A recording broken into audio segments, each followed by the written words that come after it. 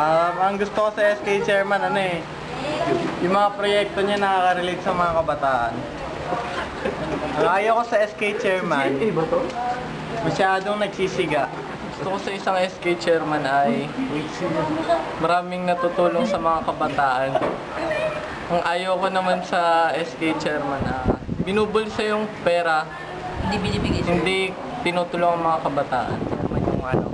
Lagi silang tumutulong sa sa mga nangangailangan sa barangay. Maging responsible, tas huwag tatamad-tamad, huwag lalaki ulo at chairman ka na parang wala ka nang gagawin. Si chairman, dapat alam niya yung priorities niya.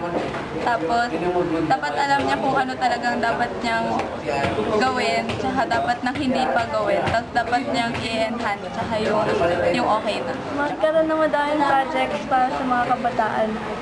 Isang SK chairman, Yung nangunguraki chairman ay magaling na leader, tsaka isa pa, maging magaling na follower.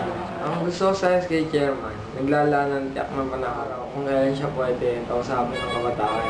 Ayoko ng SK Chairman na laging missing in action.